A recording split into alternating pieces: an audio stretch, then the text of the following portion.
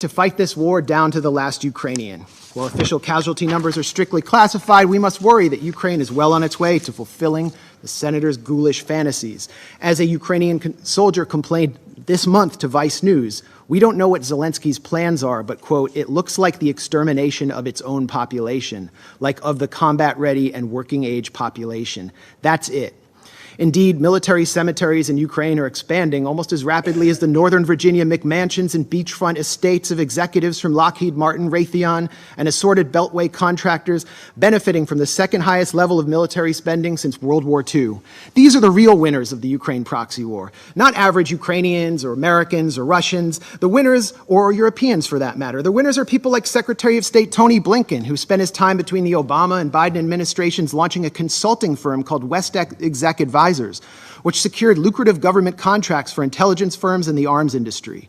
Blinken's former partners at West Exec include Director of National Intelligence Avril Haines, CIA Deputy Director David Cohen, former White House Press Secretary Jen Psaki, and almost a dozen current and former members of Biden's national security team. Defense Secretary Lloyd Austin is a former and possibly future board member of Raytheon, and an ex-partner of Pine Island Capital Investment, which collaborates with West Exec and which Blinken himself has advised. Meanwhile, the current U.S. ambassador to this body, the UN, Linda Thomas-Greenfield, is listed as a senior counsel at the Albright Stonebridge Group, a self-described commercial diplomacy firm that also finesses government contracts for the intelligence and arms sector, and which was founded by Madeleine Albright, infamously known for her comments that the deaths by sanctions of 500,000 Iraqi children were worth it.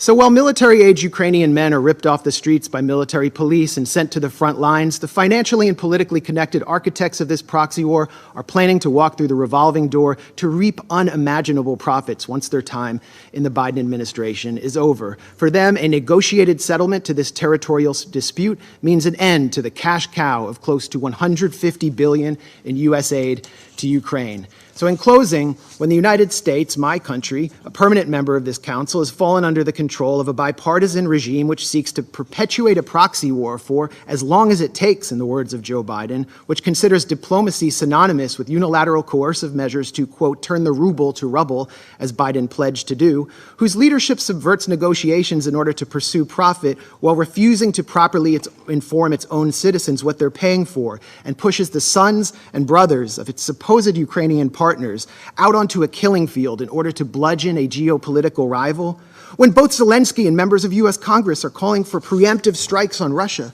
which have nothing to do with Article 51 of the UN Charter, this Council must take action to enforce that charter.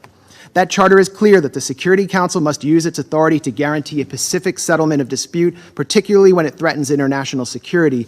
That should not only apply to Russia and Ukraine. This Council has an obligation to strictly monitor and restrain the U.S. and the illegal military formation known as NATO. Thank you.